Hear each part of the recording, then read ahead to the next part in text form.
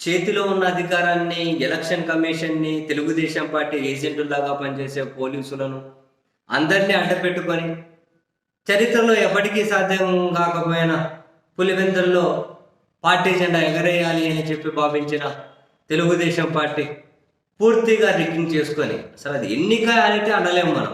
జనాలే ఓట్లేయలేదు కదా! జనాలే ఓట్లేయలేదు కదా! ఎవరో ఆ క్యూ లైన్‌లో ఎవరున్నారంటే దొంగ ఓట్లేసి వేరే వేరే దగ్గర నుంచి వచ్చి నిలబడ్డ వాళ్ళు. ఆ విజువల్స్ అన్ని చూపించారు కదా! దానికి ఎవరు సమాధానం చెప్పలేదు కదా!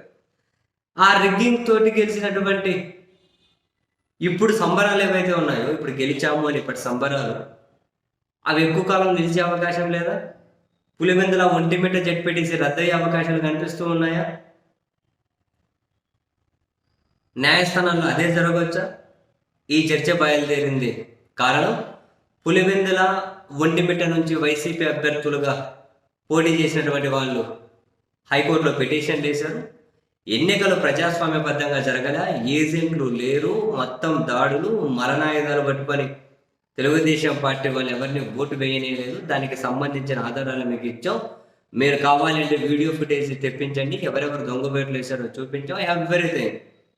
ఈ అన్ని అంశాలతోటి హైకోర్టులో పిటిషన్ వేసి దీన్ని తక్షణం విచారించండి అని చెప్పి అడిగారు.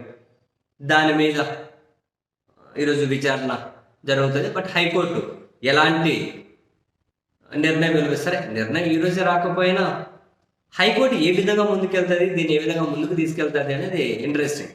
ఎక్కడైనా న్యాయస్థానాలు ఏం చేయాలి, మామూలుగా మనం ఏం చేస్తాయనుకుంటాం, కళ్ళ ముందు విజువల్స్ ఉన్నాయి కదా, అవి నిజమో అబద్ధమో తేల్చాలంటారు ఫస్ట్. ఆ ఓటింగ్ జరిగినటువంటి వీడియో ఫుటేజ్ కావాలంటారు. అక్కడ వైసీపీ పార్టీ ఏజెంట్లు ఉన్నారా? అక్కడ ఓట్లు వేసిన వాళ్ళు వీళ్ళు వైసీపీ వాళ్ళు అబ్జెక్ట్ చేస్తారు కదా, వీళ్ళు జమ్మల్ మడుగు, వీళ్ళు ప్రొద్దుటూరు, వీళ్ళు కాదు అని అబ్జెక్ట్ చేస్తారు కదా. మరి వాళ్ళు అక్కడ వాళ్ళ లేకుంటే స్థానికంగా ఉన్న ఓటర్లేనా కానీ హైకోర్టు తేల్చాలి కదా.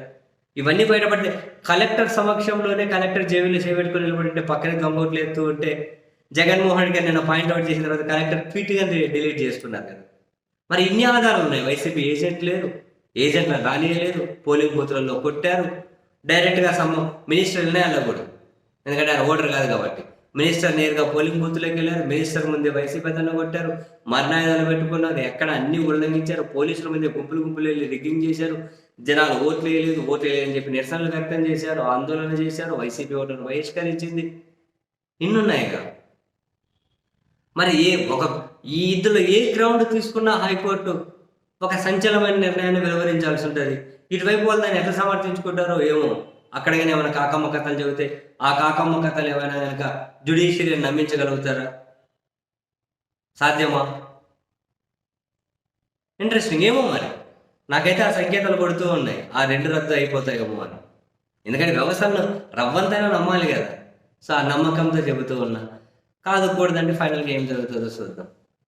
10 నెలల డ్యూరేషన్కే ఎన్ని నెలల డ్యూరేషన్ అంటలే నేను. ఇలాంటి ఉండొద్దు కదా అన్న. ప్రజాస్వామ్యంలో ఇదేం కథ. రిగ్గింగ్ అనే దానికంటే మించి దారుణం అబ్బాయి ఇది. వాళ్ళే పోయి వాళ్ళే చేసుకుని ఇవన్నీ రాజకీయ చేసి గెలిచినామని చెబితే దానికోసం ఎందుకు ఎన్నికలు? నిన్న జగన్ చెప్పినట్టు కొట్టుకోవడమే.